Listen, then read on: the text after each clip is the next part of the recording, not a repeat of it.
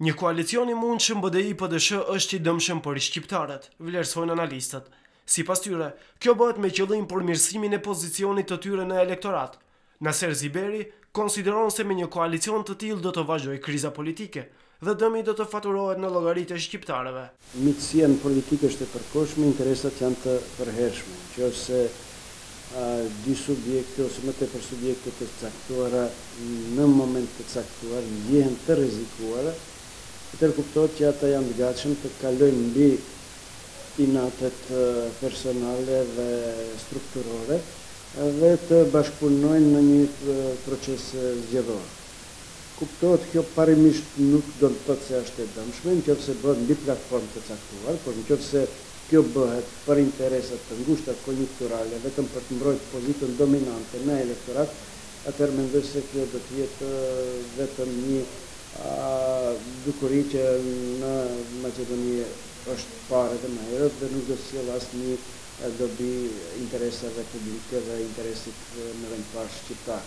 Nga ana tjetër, Sefer Tahiri është pesimist se mund të ketë koalicion parazgjedhor. Tahiri thosë se një koalicion i tillë do të detyrojë PDSH-n të heqë dorë nga marrëveshja politike dhe të kthehet në binaret e marrëveshjes së Ohrit. Në politikë gjithçka është e mundur dhe mund të ndodhë që këta që gjithkohës s'kan lënë gjë pa thënë njëri tjetrit, pra përfaqësuesit e BDI-s dhe PDSH-s, një ditë të shohin duke i shtrënguar duart dhe duke bërë koalicion. Megjithatë, unë konsideroj se koalicion parazgjedhor midis BDI-s dhe PDSH-s nuk do të ketë, jo për arsyeën se ndoshta krerët e këtyre dy partive nuk kanë dëshirë ose kanë dëshirë, kjo nuk më varet nga ata, por varet nga elektorati dhe unë konsideroj se elektorati i PDI-s dhe sidomos ai i PDSH-s nuk do të lejoj një koalicion të tillë parazgjedhor. Megjithatë, koalicione të mundshme pasgjedhore janë në lojë dhe janë të hapura. Dy analistët vlerësojnë se PDSH-ja momentalisht gjendet në pozicion jo të favorshëm pasi ka frikë humbjen e epitetit opozit, pavarësisht se deri tani roli i saj si opozit ka qenë fiktiv.